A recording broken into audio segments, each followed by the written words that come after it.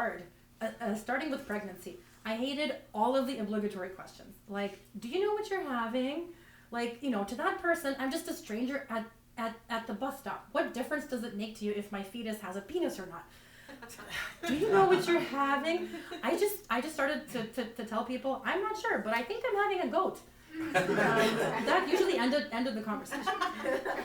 Like, do you know what you're having? Just sounds like a server taking your order in a restaurant. Yes, I'd like to have the end of sex life special with the size of realizing I'm just like my parents. And a pickle. And my doctors didn't do much to ease my state of mind. With both pregnancies, about 3/4 of the way through, my OBGYN told me I was measuring small and sent me to do an extra ultrasound. With my first pregnancy, I didn't know anything, so I freaked out. I was like, I ruined it. I ruined the fetus. That's it. It's done. It's ruined. It's too small. I had just changed my diet around then. So I was like, crap, it's all my fault. I messed up my fetus because I didn't eat enough eggs. So then I found a local egg farmer and I started eating about 3 cartons of eggs per meal. But then I had the ultrasound even like less than a week later, and they said that the fetus looked fine. So I don't think it was the eggs. And they had just made me freak out because my stomach had grown a few centimeters less than average at 29 weeks. So I don't think these doctors understand the concept of average. See, doctor, if you take some high numbers and low numbers, put them together, you can find their average. That doesn't mean that the high numbers and low numbers are now evil. For example, let's say people in North Bay spend an average of $12 per week at Timmy's. That doesn't mean that if someone spends $3 a week there, you got to send them for an ultrasound. And next time, if God forbid there is a next time, I'm bringing someone who measures big and asking the doctor to measure us both and take the fucking average.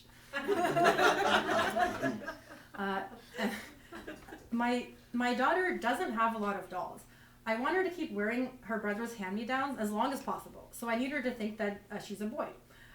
But I did get her with this one used doll at a Rebuilt Resources because it had a mouth hole and a pee hole, which just sounds like fun, right? So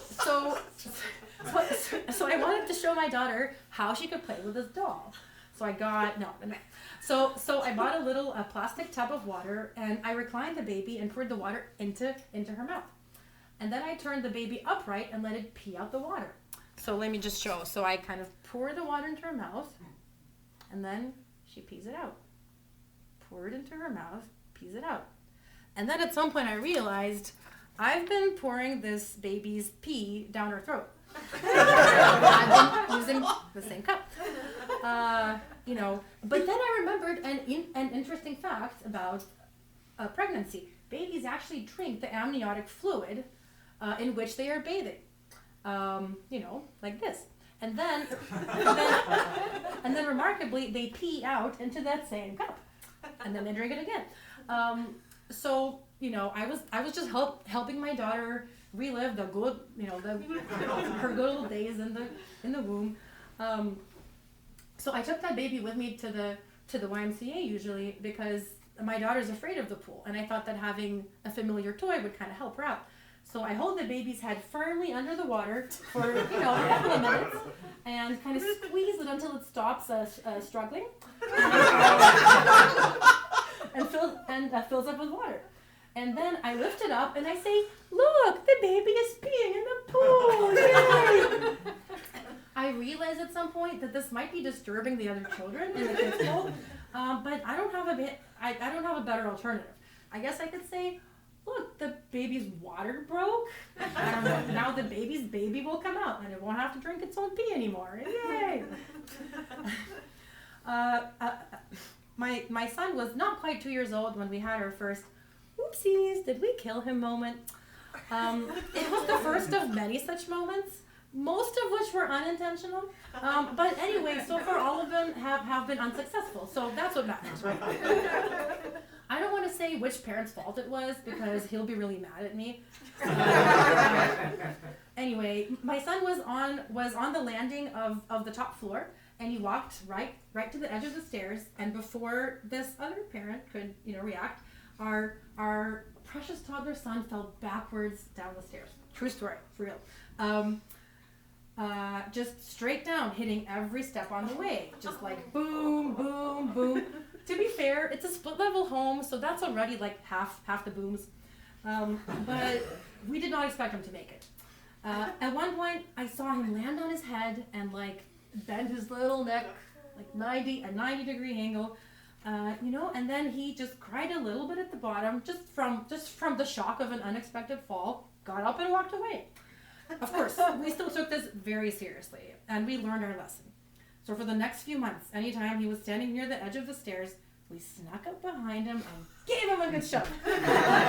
So much fun. You got it, friends. Especially if we had guests over. It was the best party trick. I don't know, kids are just hard. Like, once I picked up my son from school and I asked his teacher, could we stay and play in the yard until you close? That way we will get home later and we get to spend a little less time together as a family. Always a bonus. Sometimes the hardest is seeing other people with my kids.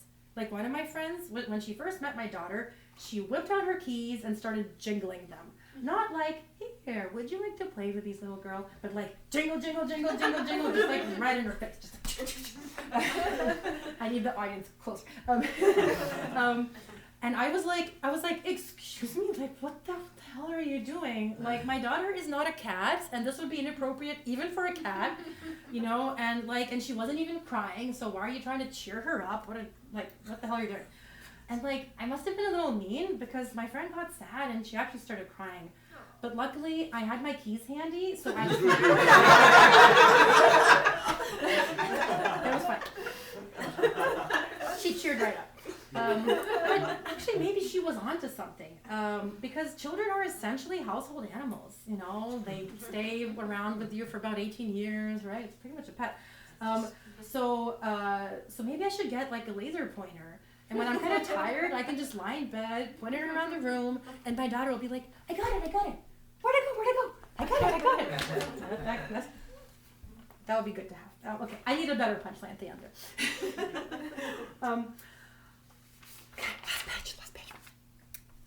The worst, of course, is seeing my parents with my kids. So many things drive me nuts. My dad especially. He has a weird and stubborn way of perceiving reality. Last time he was here, my daughter was sick and feeling pretty miserable. So I was holding her all day long. I was exhausted. Finally, she fell asleep in my arms, so I went to put her down into her crib and get some lunch.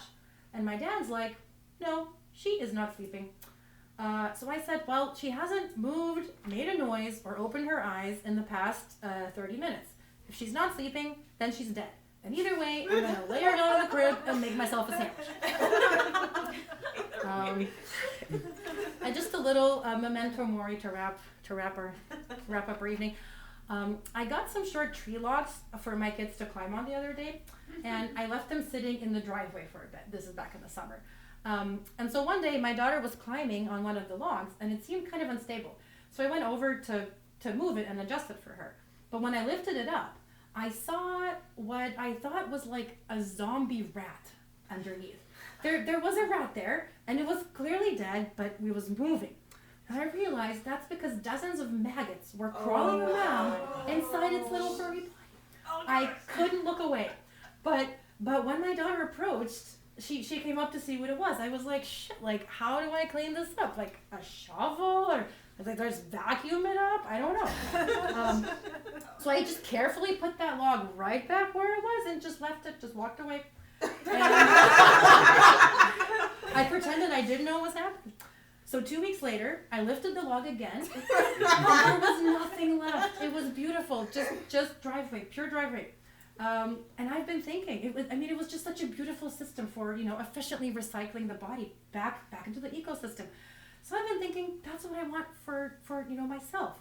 I want to be recycled back into the ecosystem. So I've put it in my will that when I die, I want my family to put me under a couple of stumps in the driveway. It might take several stumps, I don't know. They might need a minute to figure out the best way to park the car, but it might be a little tricky. They'll have to learn to maneuver around me, but I just can't imagine a more beautiful way to go. Okay.